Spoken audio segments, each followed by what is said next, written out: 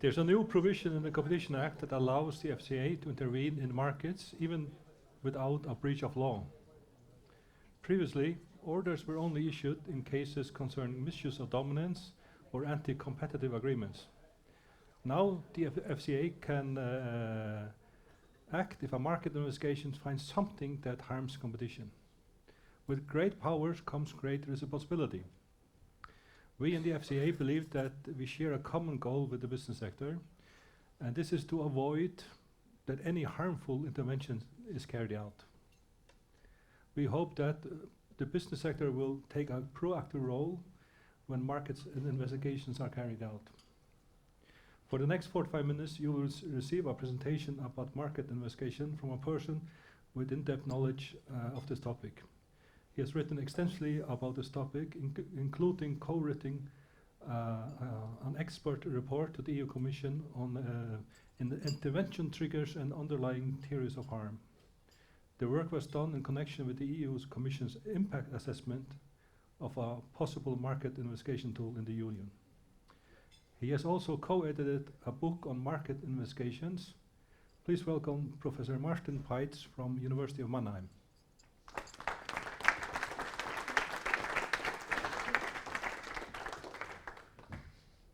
Yeah, works. Thanks a lot. This is the last talk. First disclaimer, I'm German. Germans are not supposed to be funny. And so this is my take on the market investigation tool. I'm not making money from this. I just generate invitations. And I have taken a stance on the topic, so I'm not neutral to the debate. In addition to the economic experts report for the European Commission, I was also expert at the hearing of the German Parliament just before it introduced the revised German Competition Act, which now also includes a market investigation tool. And I will talk about mostly, not exclusively, but mostly about some issues in the German law, and I learned that that's also relevant, and particularly it provides a contrast to the market investigation tool as it has been introduced also in Denmark, which provides much more limited powers to the authority. Okay, so I will provide you with my take. Well, what's the economic rationale? What's the background? And I understand that in several countries we have had similar discussions which led to changes in the law. One of the distinguishing features in Germany compared to, for example, Italy, is that we had a long debate on this topic. As for example Sweden does as well, and it wasn't just introduced at nighttime without anybody noticing, so there was a long consultation process. So I will walk you through the structure of the tool, which I think is, so there are certain elements which I very much like. And at the end, I discuss something which you can say, well, why should I care? If are not part of the EU. Well, but I guess what is happening at the EU level to a certain extent is worth noticing. And so I will discuss what are the, well, are there any attempts about the revival of what at the EU level is called the new competition tool, and provide my assessment there. Traditionally, the UK has the market investigation tool for a long time, and in a way preceding certain other elements of competition law. So at least in the UK, the label new competition tool would be a mislabeling. Iceland, which I heard is not that far away from here, also has a market investigation tool, as to a rather the powers are rather limited, Greece has. So that has been around for, in the UK for a long time, other countries for some years.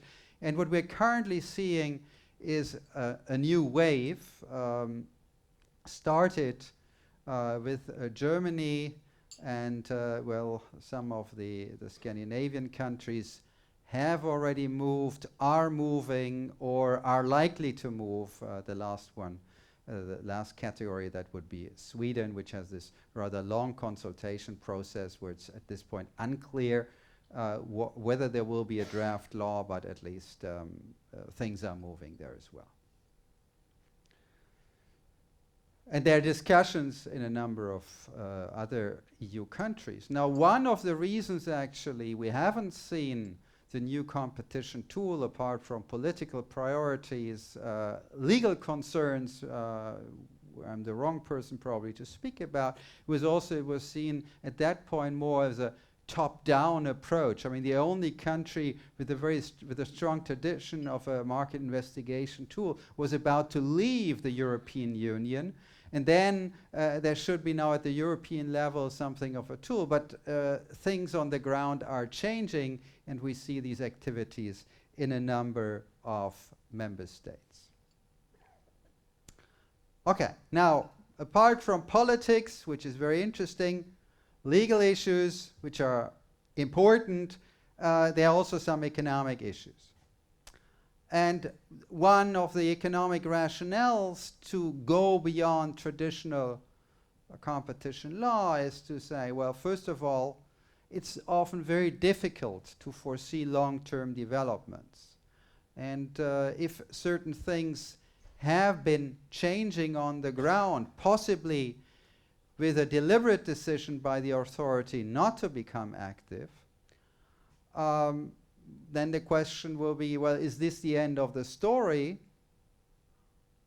And of course, it traditionally hasn't been the end of a story if a particular company happened to be unfortunate enough to be in a sector which raised particular concerns. Of course, there is a long tradition of sector regulation.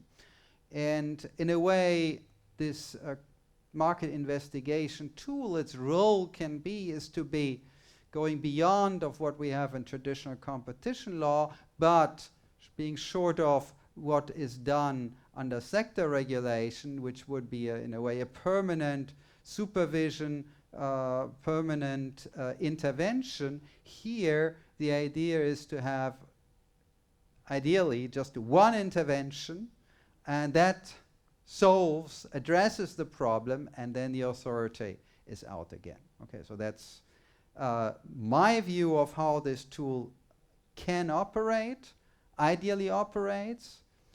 And if we can agree on this, this automatically means that, at least I tend to be in favor of structural remedies rather than behavioral remedies, because behavioral remedies are often of the form that they have to be monitored, and an authority, no matter what is the size of a country, is rather hesitant to engage in that monitoring. And think about a big agency as the one on the Faroe Islands. If you now have all these monitoring jobs to do as well, this makes it rather complicated. And for that reason, I would say, well, if we see a need of a permanent monitoring and possibly also a sequence of interventions, then possibly, most likely, we don't want to have the job done by the competition authority. So that would be my way of where to put the market investigation tool. It's, of course, not a silver bullet to solve any unresolved problem. It's another bullet, and we'll use it wisely. Position of market power can arise accidentally, changes which were unforeseen. They can also happen under the radar of the authority. Perhaps you would say here not, because here nothing is under the radar, possibly, but in larger countries at least, many things happen. And we have notification thresholds, and for example, in merger control, and very small mergers don't have to be notified, but they can develop a cumulative effect detrimental to competition. So there appears to be a regulatory gap, and the market investigation tool is seen as a way of filling that gap.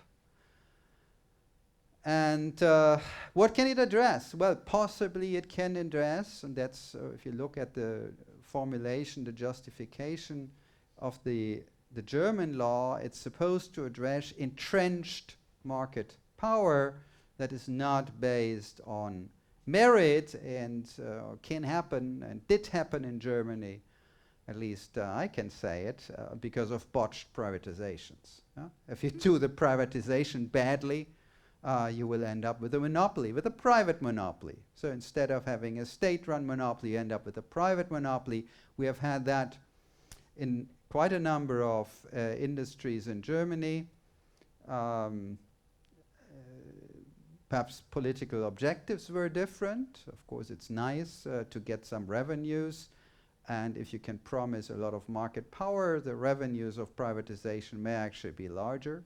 Many of those privatizations now are decades back, and therefore these enterprises can make less of a claim that this is almost like expropriation because they were paying for their position. And what we have seen in some sectors is it's a combination of a botched privatization with activities by some of those firms. My favorite example is, if in case you have ever used the German Autobahn, which is actually not such a nice experience, it's even worse if you want to take a stop and have some meal or get any of these services, because it's one company essentially controlling everything. It's above 95% market share. It was a privatization, and everything was given to one private company, which means high prices and low quality, the ideal combination. And what has been happening over the years is that this company, controlling essentially all of the service stations on the motorway, was buying up those service stations which are close to the motorway. So there have been, in addition to this privatization, there has been the under-the-radar acquisition of those small establishments which to a certain extent were still limiting the exertion of market power. Okay. So that's, I think, one nice example which tells us of when things have gone wrong. Now, standard competition law can't do much. I don't think you want to set up a separate regulatory authority just for these serviced stations, but the market investigation tool may be, with the right remedies, the way to go for. And there are business practices which are inefficiently addressed with existing competition instruments.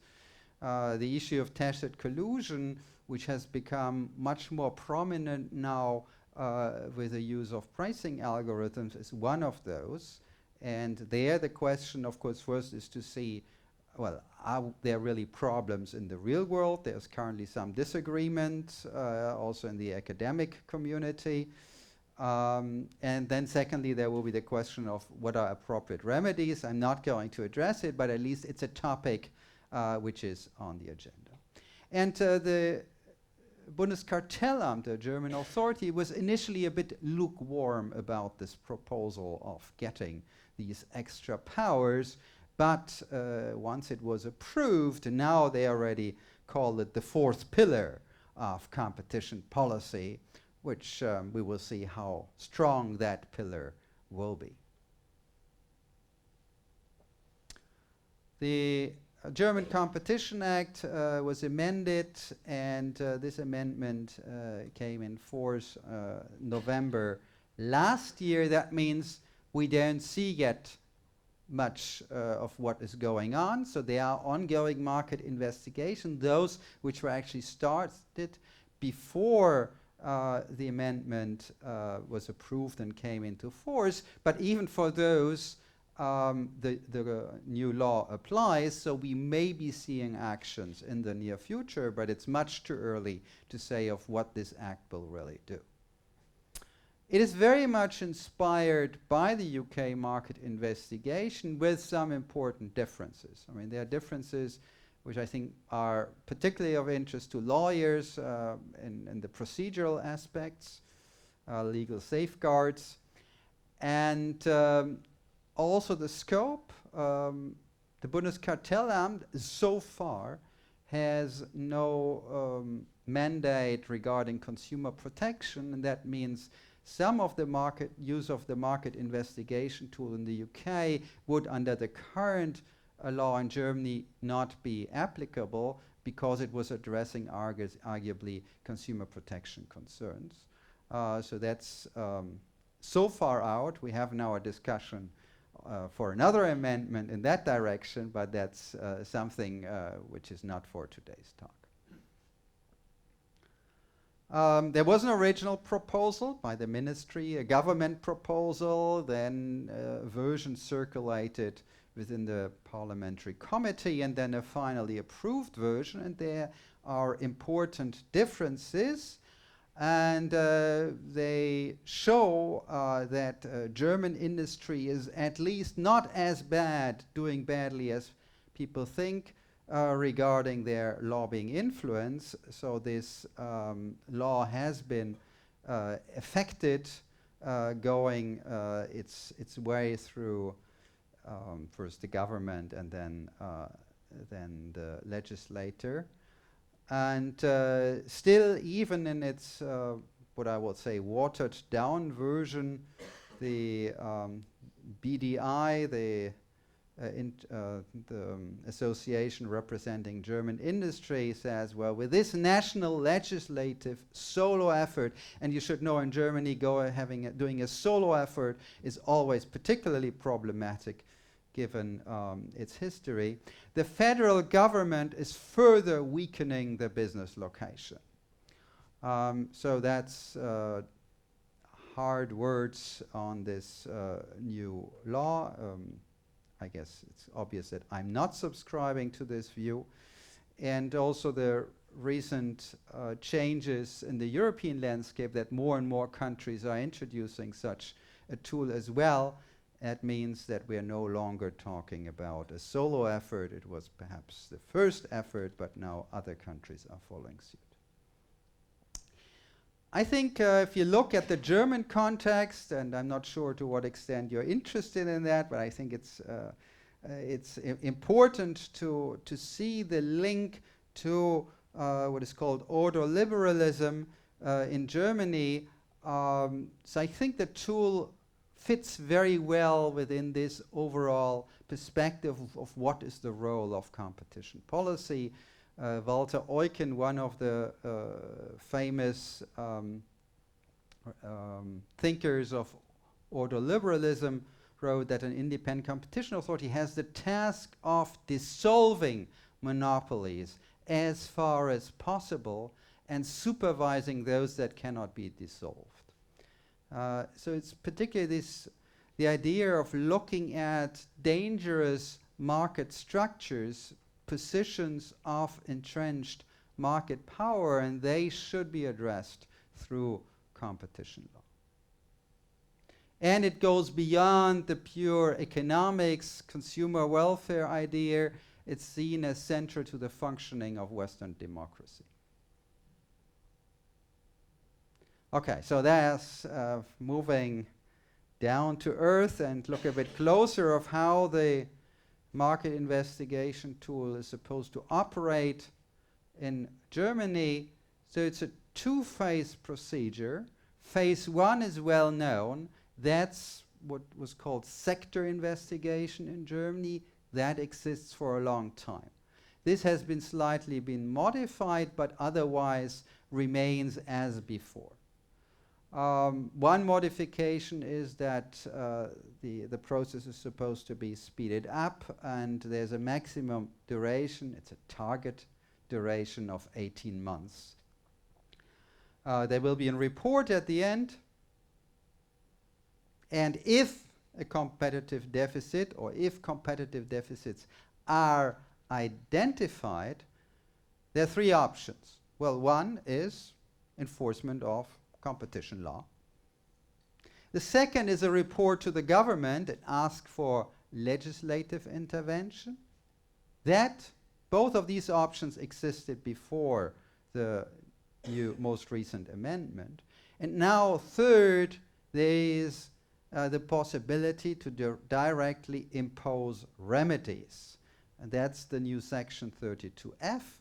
And if this is chosen, this option, then we're moving to phase 2 of this market investigation.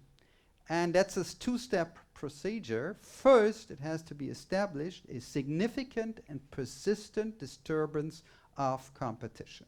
So the idea really is not to see something which has shown up over the last week. Now everybody is outraged and we will do something about it. No, there's something to be persistent, and that's where the market investigation tool can be used. And then at a second step, there's the imposition of remedies, which can be behavioral or structural. So no restriction there, with one exception. I will talk about that as well. And already the establishment of a significant and persistent disturbance of competition can be challenged in court. Okay, so already that first step is something which can be challenged. The law tries to be flexible in the sense that it doesn't say what kind of disturbances it actually means, but it provides some examples, and is particularly concerned about restrictions on market entry, exit or capacity, on limits of switching, and of uniform or coordinated behavior under the label of tacit collusion. Significant, well, that's not quantified, but it shouldn't be just some minor effect. It should be something important in the industry. And persistent, that's more specific, that it occurs repeatedly or continuously, and it is likely that it will continue. It should be at least one nationwide market or several markets, or happen across markets. So the point is it should be beyond just one specific, say, regional market. One issue which may be seen as problematic is the subsidiarity principle. So that competition enforcement is unlikely to be sufficient to effectively and permanently eliminate the established disturbance. That means it should be first checked whether standard competition law can address the issues, and there I think we will see some challenges in the future, and it will have to be defined how literal and how literal this subsidiarity is supposed to be, how it will be interpreted, and the effectiveness of the tool, I think, will depend on whether there is a rather lenient interpretation, because sometimes it may just be that, yes, there may be competition law infringements, but it's considered to be unlikely, or at least not extremely likely, that this can be done without a successful challenge. And if that's the case, the path towards the investigation tool appears to be the better one for the authority. And if it's just risky because of the subsidiarity principle, this may lead to the market investigation tool being used very ineffectively and lead to exactly the opposite of we want. We want to have a timely response. But if the authority first has to run a case under competition law, and only if unsuccessful as an after as a activity after this this attempt of using competition law, then the process will be rather long, and that's not what is intended. And there has been also discussion of who are the addressees, and it's not any company somehow involved, but only those which provide a significant contribution to the disturbance that has been recognized.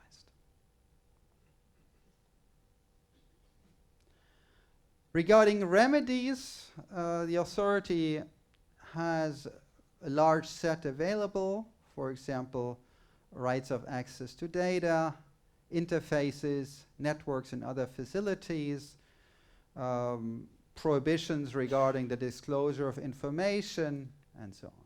It has to satisfy the principle of proportionality, so the measures should be adequate to address the issue, and there shouldn't be less invasive tools available with a similar effect. Where the law is much more specific, and where there have been most of changes during the process, large of the part of the debate is to what extent the authority can use forced divestitures. And now it's seen as the ultima ratio, so only where other measures are impossible or not as effective that such forced divestitures can be used. For that, the undertaking, the company, has to be considered to be market dominant, or that's in the digital sector, there's a different designation, the so-called Section 19A addressee. So it must be one of the two, market dominance or having received a specific designation. And the divestiture must promise a significant reduction of the disturbance. Okay? Plus, there is another provision. If there's a divestiture, well, there will be some revenues from the divestiture. However, there will be, prior to that, an assessment of what the value of those divested companies' assets are. And if the money which is made is less than the value, then the federal government will have to compensate half the difference. Now, it's not always, because see, it's between 50 and 100%. So of course it's below 100%, otherwise no compensation is needed. But it's only if it's above 50%. And what happens below 50%? Well, then there is no divestiture. So for me, this sounds a bit strange. When there are really serious competition issues, where there has been, the value has been very high because of market power, and now if we're able to tame that market power, we introduce a lot of competition. That means the revenue received will be much below the prior value. Well, in that case, so when this competition problem was extremely severe, the divestiture cannot happen. So that's a bit of a surprise. There are ways for the Bundeskartellamt possibly to deal with, and also there we are going to see legal challenges, because the question will be, well, how is that value assessment made, at which point? And you can see if you first have some other structural or behavioral remedies below a forced divestiture, by that you're able to push down the value of those assets, and then you may be fine with the rule, but we will have to see how that will be interpreted. Okay. The idea is that this is a more cooperative way of engaging with the market participants, so it's supposed to be participatory, and commitment decisions are possible. There will be public hearings, including, of course, the directly affected undertakings, but also other representatives of the industry. It's unclear to what extent independent external expertise will be used, but at least the idea is that this process is very different from a traditional competition law perspective. It's to engage with the industry in order to find a solution which is seen as acceptable also to the industry participants, but of course reaching the stated goal, which is to remove the diagnosed competition problem. Okay, now moving out of Germany and back to the debate at the European level. The European Parliament, in its annual report on competition policy from last year, first of all welcomes these market investigation tool, the initiatives at the member state level, and calls on the Commission to revive, in a way, the new competition tool. And this is mirrored in the just released Draghi report to the European Commission, which also mentions that such a market investigation tool should be established at the EU level. And now you might say, well, it's no longer top-down. Several countries have taken the initiative. Also, having such a tool at the EU level may be seen as an attempt to avoid fragmentation of the internal market. And we have seen certain interventions which would work well with this new competition tool. Then it's for lawyers to debate whether there is a sufficient legal basis for such a tool. That has been one issue in the past. And one thing which will also have to be addressed is the institutional balance and procedural safeguards at the EU level. Several ideas are out there of what one could do to address those. Well, the tool can be used, of course, in other jurisdictions outside the EU, and as we hear, so to a certain extent the FARER has it, and it may want to strengthen it. On which basis? Now, looking at the abstract, I think it's important to see, well, what are the existing powers of an authority? So how big is the regulatory gap? What is the capacity, either the existing capacity or foreseeable the capacity to be built up by the authority to use this tool? What is the intended scope of the interventions? Yeah? Do we want to stick, as some have done, just for behavior remedies? Do you want to go all the way to forced divestitures? How difficult will it be to use such ownership unbundling? What are the procedural safeguards? And ideally think about how does that fit into the current practice of competition law? What is the institutional setting within which this competition law is working, and which parts can we also utilize for the market investigation tool? And the last point, well, independence and political interference. And I think that's, if I talk about this tool in different continents, I mean, that's perhaps a very important point.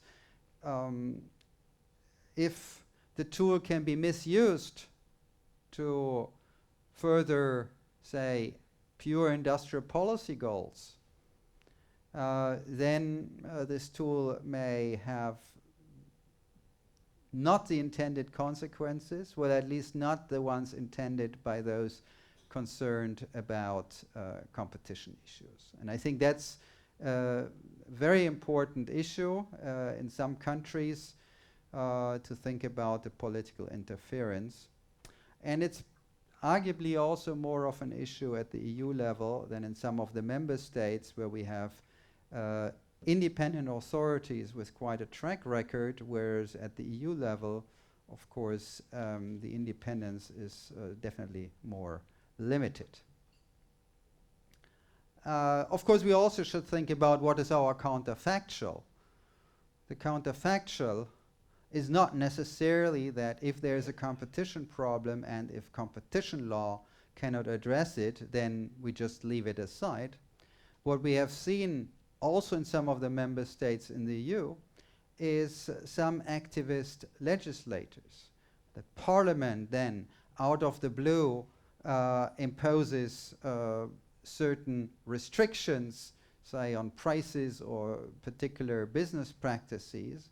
And therefore I think it's important to view this competition, this market investigation tool, not just together with the existing competition law, but also with a practice in the country about legislative actions. And what I think one of the big advantages of the market investigation tool, it's a much more structured approach of addressing perceived problems. And in particular, if a problem is very short-lived, just the procedure makes sure that this problem then is not addressed, because actually it hasn't been really a problem. It just popped up and was perceived as a problem, but is not. And thus I think it increases also the political cost of a parliament to become active, and that may be actually a very good thing to have.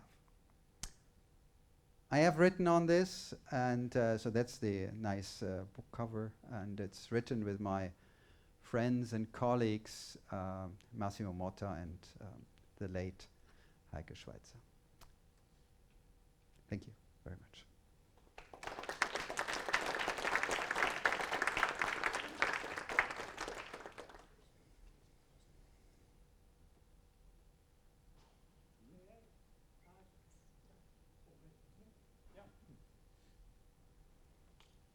Sorry for taking the word from you. Thank you very much. It was very interesting. May I turn to your very last line from one of independence and political interference? Are you thinking about the case where the German Siemens and the French Alstom intended to merge some or maybe many activities, and that was blocked by the EU Commission? That was clearly against the political will in France and in Germany. So that's could you elaborate a little on your last line? Very happy to do that.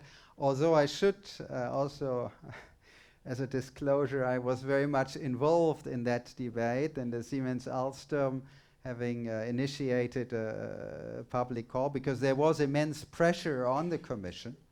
And in that occasion, it maintained its role as a competition watchdog, but it was in danger.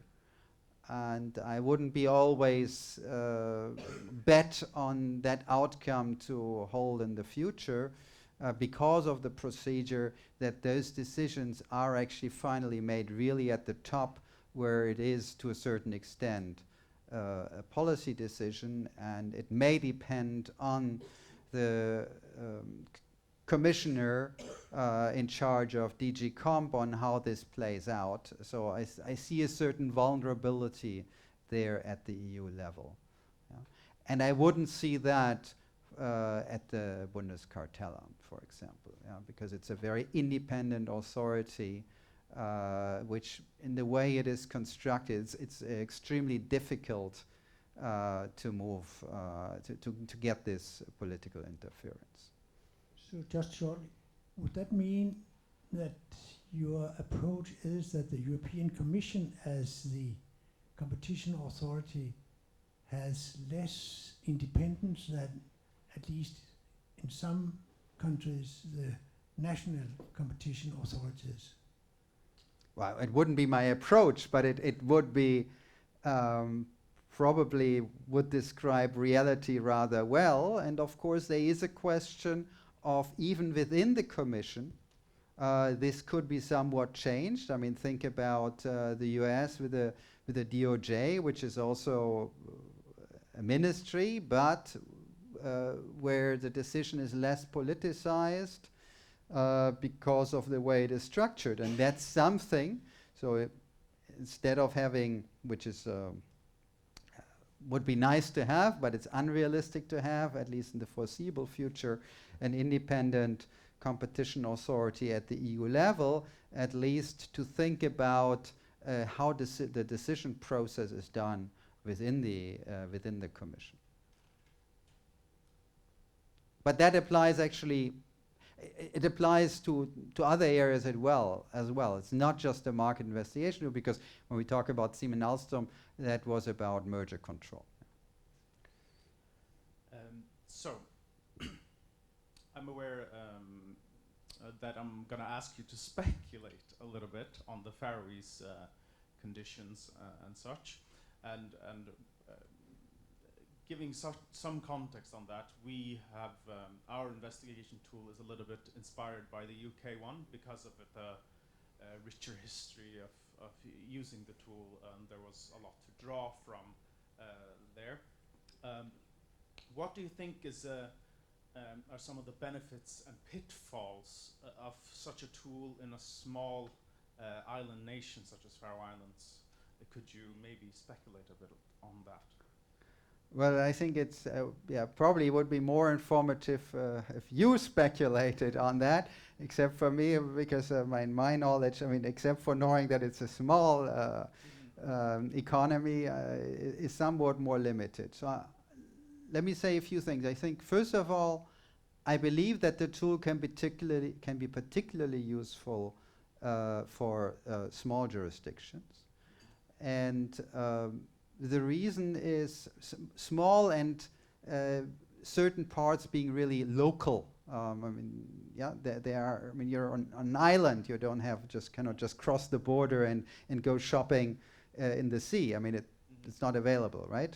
Whereas if you're in Luxembourg, you just cross the border, and so there are certain competitive constraints in a place like Luxembourg or Liechtenstein, which you do not have. So it's a combination of size plus the ease of buying somewhere else, which often means that you have structures which are not very conducive for competitive outcomes. So that's suggests that this tool can be particularly useful. There's a downside to that, which is, of course, I mean, there are good reasons sometimes why you have highly concentrated industries. There's just not enough room for more companies to operate profitably. So therefore, I think it is important when you have some concerns is not just look at the issue, say, at a particular layer, but also look at different layers and whether you can increase competition at least in some of those layers. So I was also wondering, because there are lawyers and companies here, what do you think on a sort of company level they should be, companies should be aware of if such a tool is directed at a market that they are currently operating in? What are some of the things they should be aware of and maybe take proactive participation in? Well, first of all, I see it as a possibility of engagement. I mean, that depends, of course, on the authority under which conditions it is encouraging such an engagement. Well, because you should see, I mean, companies are affected in different ways. I mean, there are some who are perhaps the beneficiaries of a particular competition problem, but of course there are others, say, the purchasers of a certain product who suffer from a particular structure which has emerged. And there may be ways, they may have even ideas of how things could be better for them. And I think that's would be a way to engage. So in particular for those companies who are seeing a competition problem where they are not the ones generating it, but they are suffering the consequences. And then there's a reason to engage. And of course, I mean, sometimes things are not easy to solve, but that's the whole idea of such a process. In particular, if you receive several complaints or suggestions, I mean, that's the time, it's worth it to do a market investigation if we're talking about something which merits investigation, right? I mean, there may be, I mean, there are certain things which are perhaps less central, and you have to use your resources wisely. And that's also a role to communicate, is to say, look, I mean, we are particularly interested in areas where with little effort we can generate a big improvement. Have you seen that in Germany as well, that there has been a lot of open dialogue between companies and the competition authority? Or well, in Germany, it's not always easy to observe what is going on. So it's, I mean, it's a big country. The authority has less of a tradition, perhaps, of making things public of what is going on. But clearly, as the way it is organized, so it's according to broadly defined sectors, which are the separate chambers. So there is interaction.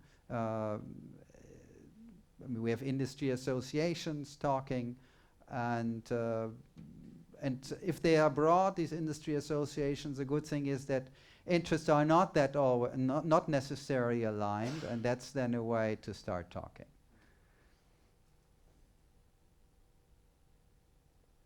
Any other questions? Yes, 2 seconds.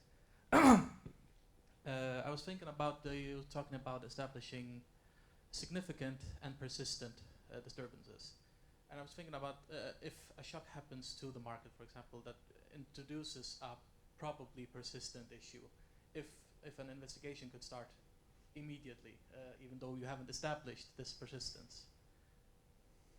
I mean, you can start it at any point. The question is, what kind of evidence do you use as something of persistent? If you're rather, and it also depends on, I mean, how quickly do you gather those data? I mean, how much in time is it?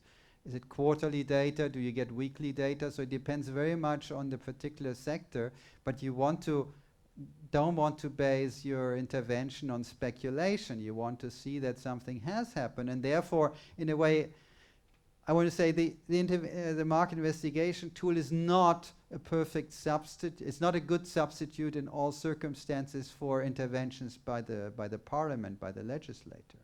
Yeah, if you have such a shock and you see there's something which immediately has to be done, I don't know, the price of face masks has been shooting up and that's seen as a political problem, well, then probably you will need the legislator. That's not what the market investigation tool can do. I mean, it will take some time. It's supposed to be quicker than some competition law proceedings, but it will take its time, and if there's an immediate problem, you can't rely on it. So therefore we should not place, if there's a sudden surge in some price of products which are seen as critical, as important, that's not where the market investigation tool can work.